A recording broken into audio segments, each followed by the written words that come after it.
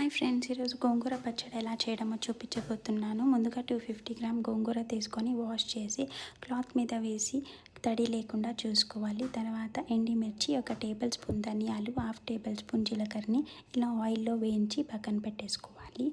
అదే ప్యాన్లో మళ్ళీ 2 టేబుల్ స్పూన్ ఆయిల్ అయితే వేసుకొని ముందుగా క్లీన్ చేసి పెట్టుకున్న గోంగూరని ఇలా ఆయిల్లోనే ఫ్రై చేసుకోవాలి. ఇది బాగా ఆయిల్లోనే ఫ్రై అయిపోవాలి. వాటర్ అయితే వేసుకోకూడదు. వాటర్ వేసుకున్నారనుకో పచ్చడి నిలువ ఉండదు.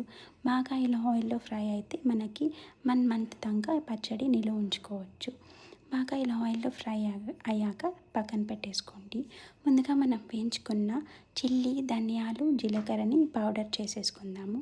ఇది బాగా పౌడర్ అయ్యాక నేనైతే కొద్దిగా పౌడర్ని తీసి పక్కన పెట్టుకున్నాను. సో స్పైస్ని చెక్ చేసి అడ్జస్ట్ చేసుకోవచ్చని ఇలా గోంగూరని మళ్ళీ అదే మిక్సీ జార్లో వేసి కొద్దిగా సాల్ట్ వేసి మిక్సీ పట్టేశాను. పోపు కోసం కొద్దిగా ఆయిల్, కొద్దిగా జీలకర్ర, కొద్దిగా దంచిన వెల్లుల్లిపాయల్ని బాగా ఆయిల్లో ఫ్రై చేసుకోవాలి. పచ్చివాసన వెళ్ళేదాకా ఫ్రై చేసుకొని మనం పేస్ట్ చేసి పెట్టుకున్న గోంగూరని వేసి బాగా ఇలా బాయిల్ చేసుకుందాము. నూనె ఇలా పైకి తేలాగా తీసుకోవచ్చు. వేడి అన్నంలో కొద్దిగా నెయ్యి చేసిన గోంగూర పచ్చడిని వేసుకొని కలుపుకొని తినండి. టేస్ట్ ఎలా ఉందో చెప్పండి. నా పచ్చడి అయితే పర్ఫెక్ట్గా వచ్చింది. మీది ఎలా ఉందో చెప్పండి.